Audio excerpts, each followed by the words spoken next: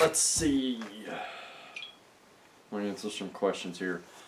I promised Delthrus, sorry if I booger it up, that I'd explain to him a little bit about just a front stage setup and amplifier options. So I take it the 650-02s are 6.5s, 2s being, there's two speakers, there's a tweeter and a woofer. Now you have a crossover there, and that allows you to basically run one channel per set of speakers. There's nothing wrong with just a front setup if you're wondering about that, front stage, whatever you want to call it. There's two options. You can take a 2-channel amp, run it into the crossover, run the crossover to the tweeter, the crossover to the woofer. Use the crossover to control basically separate volume. Now your woofer will be stationary, and usually inside, I know with the JLs and like Illusion Audio actually has a potentiometer which allows you to perfectly fine control it, which they're the only speakers I've seen with those. But like JL is, I think, -3, -1, 0, +1, +3 decibels to swing the tweeters. What you're doing, you're swinging that tweeter. My car, I think it's actually set to -3. I think we started at -1, it was still pingy, so we dropped down to -3. It would have been nice to kind of fine tune it, but it was close enough, good enough. Perfectly sounds great. And I know I said I'd show you on the FRS so I could do a little bit better showing you, but I think I can explain it good enough. The FRS is still stuck in the middle of the yard in the snow, so, and I probably won't be able to get it out at any given time and get this video out tomorrow, so I'm doing it here. Or the best way to do it, if you can swing the extra money, get a 4-channel amp, run your tweeters and your woofers into separate channels. The reason being is then it makes the tuning a little bit easier, I guess, in my eyes. You can basically, instead of running all your wires into the trunk to run to the amp, just drop it right here in the driver's seat. Sit in the driver's seat with the amplifier on your lap. Just plug everything in. Now the reason I say to do that is so you don't have to keep getting in and out of the car. It makes tuning so much easier. Unless you're running a digital signal processor, then you can hook a laptop into it and you can control the signals that way. But let's just say 4-channel amp, right? Turn the gain all the way down on your tweeters, but set the frequency to what it needs. Set the frequency to your woofers.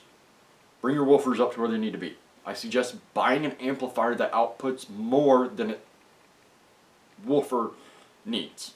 Now the reason I say that is if you do your research, amps have their sweet spots. So you turn it to a sweet spot, which usually I start dead middle. I then turn the sound system up as loud as I'll ever get it, and I start pulling that gain up. Only on the woofer. Pull the woofer gain up. Get it as loud as you're ever going to want it, and crank the volume down to your listening volume, because after all, you want it to sound perfect at your normal listening volume. So you have the woofer set. Then you turn around and you bring up the gain on, which is, the gain is basically volume control to a certain point before it just starts tearing crap up. Bring the gain up on the tweeters until they're perfect for your ear. That's really the easiest way of doing it. Same goes for if you have a crossover that has an adjustment. Leave it at 0. Crank the gain up to the speakers, like I said with the woofers. Make it sound great, and listen to that tweeter. If the tweeter's too pingy, bring it down. If you can't bring it down, you're stuck with it. My car will be going full front stage only. Right now it's running front stage. That's it. Because of an issue with either the amp or the signal processor. I'm not quite sure which one yet. Or maybe a bad connection behind the dash. Again, I got the car stuck. And I've got spare parts all in front of the door. But it's getting warm enough I'll be able to work on it outside. So it's not a big deal. Let's see. I was asked, paint color. What am I going to paint the 240? I don't know. I'm actually trying to get Marina to lean to Limelight. I think it's called Limelight. It's a Mopar color. Imagine that. It's like a late 60s, early 70s, one of those. I watch Graveyard Cars, and they painted a Superbird. Like a tribute Superbird or something like that. that color, and oh my god, I fell in love with it. I mean, y'all, like, if you watch my videos, you know how I am with green. I love green. And it's not, like, not necessarily my favorite color, I just like the way it contrasts with white and black. It makes things easy. But, let's see, what was it? What's holding me up on a lot of the fabrication for this? So, no, I have not fixed any rust. I'm finding more rust, so I don't want to fix it yet. I want to just basically find all the rust on the car, then go front to back and fix it all in one wire. But I don't have a welder. So that's kind of what's holding me up. Not having a welder. We'll have one soon. We talked about doing a MIG. Those that know people around this area, and you've seen my brother in some of the videos, he actually spent most of his life as a master fabricator, doing stuff for like even at the Chrome Shop Mafia, the Trick My Truck, the old TV show where they took the Mack trucks and like did stuff to them. It's like the Pimp My Ride for Mack trucks, with the same reputation of everything mechanically breaking down. But he used to do fabrication for them. He's done fabrication for restaurants. Like, I mean, it's basically you throw him a bunch of metal and a welder and basic tools, and he can make it.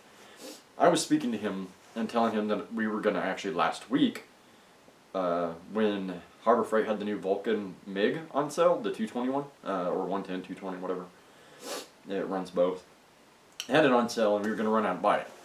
And he's like, what are you using it for? And I told him, you know, cage, front end, fixing all the rust. And he had a good point. If I could figure out a TIG, because I can't even figure out a MiG yet, for some reason, I don't know why, and I think part of it was the gas setup. I found out when I welded the exhaust pipe on the FRS, I had no gas. I thought I did, but I didn't. That could be part of it. That explains why years ago when I welded it looked a lot better. But he's going to show me how to use a TIG, because he said along with tungsten and all this other stuff, you can control the bead, how thick it is and stuff, which would make things a lot easier when fixing patch panels, because you throw down a little bead and then you have like half as much weld to grind off. And I'm not looking to stack dimes, I'm just looking to put down a weld. So I think a TIG will work just fine for, you know, stitch welding and everything else. It might take a little bit longer. There's a little bit of learning curve, but I've done, you know, you give me an oxy acetylene torch and I can weld all day long. Get perfect penetration, I can make it even look good. So maybe my experience with that will help, I don't know. It's something I'm willing to dive into and try. She's willing to try. She actually has MIG experience. She can make way better than I ever could. I don't think she has any TIG experience. She's asleep right now, so can't exactly ask her.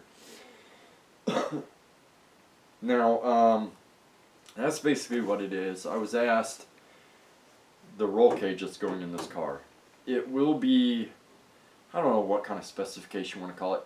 It is not going to be up to like SCCA spec, because that is really low. If I do it to the the autocross spec cages, it's not going to qualify for anything else unless I overdo it. So this will basically be getting a full Formula D roll cage in it, and it's not to go to Formula D, it's not to go to Pro-Am, it's not to do any of that.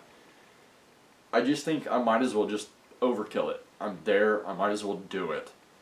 We're going to gusset the A pillars, the B pillars, obviously not the C pillars. As far as interior goes, we really don't fully know yet. I've sketched out a couple sketches and we've talked about it, and we really don't quite know. We do know it's going Z33 brakes. PVM remanufactures the calipers. It's like $500 a set. We'll need 2 for the rear, 1 set for the front. So you're talking $300 and then $400 for 2 sets for the back. And they're brand new. You can't beat it. That'll probably be later on, maybe. I don't know. You got to think, we're jumping around a lot on this project. It's whatever parts we can find. We're kind of just snatching them up as we go. Still need to find glass. I mean, that's... Oh. Last one. We're going to try to keep the electric or sunroof, I guess you could call it. Answer is yes. We took it out. Everything looks great in it. And now I got to figure out how it works. I'm gonna try to find a manual somewhere. I still got all this wiring to deal with, so yeah. But I gotta get inside. I've been working on this car like half of today, and it's time to get to work. So actual like money work. Now that I'm being demonetized on the 20th of February. No, I thought that was funny. Sorry. If you have any other questions, man, woman, I guess I didn't look at your profile.